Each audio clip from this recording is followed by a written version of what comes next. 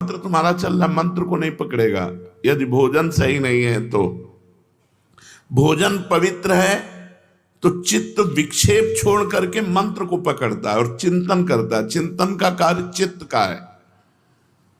अन्न का सबसे बड़ा प्रभाव भजन में पड़ता है। भोजन में गृहस्थ है तो धर्म पूर्वक कमाया हुआ धन उसी से पेट भरे और नहीं। ये नहीं कि रास्तों में बट रहा है या बाबा जी के यहाँ भंडारा हो रहा है तो हम गृहस्थ नहीं। अगर आप किसी भंडारे में पाते हैं तो कीमत लगाइए कि 100 रुपये का भोजन आपने पाया तो 101 रुपये रख के वहां प्रणाम कर लीजिए। ऐसे गृहस्थ के लिए उचित नहीं। कहीं भी ये खुशी मत हो कि फ्री पा लिया।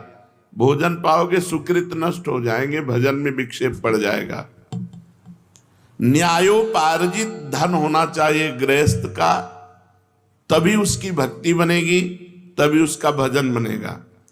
अन्याय से, बेईमानी से, चोरी से, छल कपट से पाया हुआ धन और उससे जो अन्न पाया जाएगा उसकी क्रिया ही मूल में अशुद्ध है तो वो भजन नहीं कर पाएगा, उसका भजन सिद्ध नहीं होगा। बड़ा विक्षेप युक्त कोशिश भी करेगा तो भजन नहीं होगा। अगर पूरा भोजन आपका पवित्र है, गंदी कमाई का है तो भजन सवाल नहीं। भोजन चित्त का निर्माण करता है। चित्त मंत्र या नाम को पकड़ता है। जो अन्यायी है अन्याय से धन एकत्रित करता है, भूल जाए कि वो भजन करेगा। पाखंड माला हाथ में, मन संसार में, भजन नहीं हो। इसलिए पहले भोजन पर सुधार कीजिए। गृहस्थ है तो न्यायोपार्जित धन के द्वारा अपना उदर पोषण करे, किसी का भी फ्री पानी न पिए। देख लो आपका भजन बढ़ेगा। कोई हलवा पूड़ी रास्ते में बट रहा नहीं, आप कोई विरक्त थोड़ी गृहस्थ हो, खरीद के खाओ, पवित्र जगह से खरीद लो। यदि वहीं पाना है तो 150 रुपये भेंट रख के आओ। खाली हाथ नहीं कि खाया और चल दिया, बड़ा मौज है, तुम्हारे सुकृत नष्ट हो जाएंगे। अब आया सन्यासी, ब्रह्मचारी, वैष्णव। ये भोजन कहां से पाए?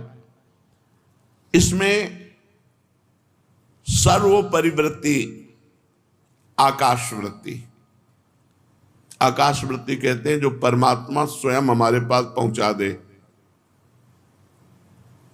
कहीं मांगा नहीं, इशारा भी नहीं किया, हमारे पास जो आ गया उसी से उदर पोषण। काशी में इसी आकाश वृत्ति से रहते थे। दूसरी वृत्ति पवित्रता में माधुकरी। मधुकर कहते हैं भ्रमर को।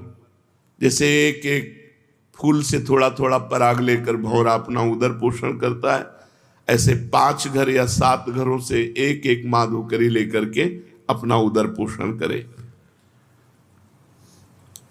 श्वान वृत्ति कभी स्वीकार न करे। धनी पुरुषों की चाटुकारिता करके अपनी व्यवस्था करा लेना, श्वान वृत्ति कभी नहीं। सिंह वृत्ति कभी धारण न करे।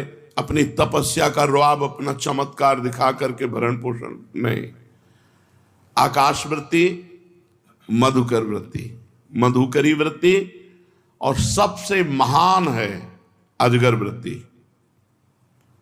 आकाश वृत्ति में तो हम व्यवस्था करेंगे, हमारे पास 100 रुपये आ गए तो हम गेहूं लाएंगे, चावल लाएंगे, दाल लाएंगे, तब व्यवस्था। वो ये भी नहीं करेगा। बना बनाया मुंह के सामने आ गया तो खा लिया नहीं। अजगर वृत्ति। इन वृत्तियों को धारण करें। जो सन्यासी हैं, वैरागी हैं, भगवत मार्ग के पथिक हैं, अगर वो किसी आश्रम में पाते हैं तो पूरी पसीना निकालने वाली सेवा होनी चाहिए। 4-6 घंटे की सेवा की। नारायण स्वामी जी जब वृंदावन वास कर रहे थे तो 8 घंटे लेवरी करने के बाद कह देते मुझे 4 रोटी दे दो बस। 8 घंटे मेहनत करते और 4 रोटी लेते, खूब भजन करते। ये मत समझो कि आप भजनानंदी हो, बढ़िया कपड़ा, बढ़िया जूता, बढ़िया भोजन, ये फ्री है। ऐसे भजन नहीं होता, झाड़ू लगाओ, पोछा लगाओ, 2 4 6 घंटे खूब मेहनत करी और फिर उधर पोषण किया और रात दिन भजन में लगे, तब तुम्हारा भजन बढ़ेगा और सुरक्षित रहेगा। नहीं तो माधुकरी पाओ और यमुना किनारे पड़े रहो, वहीं मांगो खाओ, यमुना जी के पावन तट पर रहो, कोई सेवा मत करो, फिर तुम्हारा भजन भले बन जाए, वो भी गुरु आज्ञा से, मनमानी आचरणों से तो वो भी नहीं। जो भोजन पवित्र नहीं पाता उसमें आलस्य, प्रमाद और भोग कामना, ये 3 बातें रहती हैं। पड़े रहना, अरे हम नहीं कर पाएंगे सेवा, थोड़ी सेवा है वो भी उतनी जगह अपवित्र पड़ी, पोछा नहीं लगाया, प्रमाद। भोगों का चिंतन, ये खा लें, ये भोग लें, वो भोग लें, भजन नहीं। और चाहे गृहस्थ हो या विरक्त, भोजन आधा पेट अगर भजन करना है तो। जब भजन में मन लगेगा तो भोजन में रुचि नहीं होती। और भजन का बल होता है कि ऐसा नहीं होगा कि म्यों म्यों ऐसे 8 दिन भोजन नहीं मिला, गंगा जल केवल पी के, कभी हमको महसूस नहीं हुआ ऐसा। आहार दबा दबा करके करोगे तो भजन थोड़ी होगा। अपने गुरु जी को जीवन भर देखा है, अब भी देखा है, वैसा ही दिनचर्या है। 2 रोटी से कभी 2.5 नहीं पाते, अपने हाथ की बनाई 2 रोटी और शाम के दूध। एक दिनचर्या आजीवन के लिए भोजन की होनी चाहिए। विरक्त को भी भोजन में 3 दोष माने गए हैं, एक जाति दोष, एक आश्रय दोष और एक निमित्त दोष। जाति दोष वो है जो स्वभाव से निषिद्ध होते हैं, जैसे प्याज, लहसुन, शलगम, गाजर, ये भजन में विक्षेप डालेंगे ही डालेंगे। ये तमोगुणी जाति के हैं, इसलिए इनका प्रयोग नहीं करते। तमोगुण इनसे प्रकट होता है। यद्यपि ये इनकी प्रकट होने की प्रक्रिया पवित्र है, जहां आलू प्रकट होती है वहीं प्याज लहसुन भी वैसे ही मिट्टी में, पवित्र मिट्टी में प्रकट होते हैं, पर ये भजन के लिए निषिद्ध है। ये बुद्धि में, भजन में विक्षेप डालते हैं, इसलिए संतों ने इसे मना किया है। ये कोई ऐसा नहीं कि प्याज लहसुन पाओगे तो पाप हो जाएगा, लेकिन भजन नहीं बनेगा। भजन शुद्ध बने, ये तमोगुणी वस्तु है, इसलिए इसको त्याज्य किया गया। ये ऐसा नहीं कि एकदम मांस मदिरा की तरह, ऐसा नहीं है। ये हमारे भजन में वृद्धि पड़े, इसलिए सलगम, लहसुन, प्याज, गाजर। जाति दोष वाली वस्तुएं यदि हम पाएंगे तो ये हमारे मन को अपवित्र कर देंगे और भजन नहीं होगा। दूसरा, आश्रय दोष। जैसे रसोई आपको खीर पूड़ी बड़ा पवित्र बना के दी गई, लेकिन उस रसोई में मांस रांधा गया है, वही गैस चूल्हा है, वही बनाने वाले हैं, वही पात्र है, ये आश्रय दोष हो गया।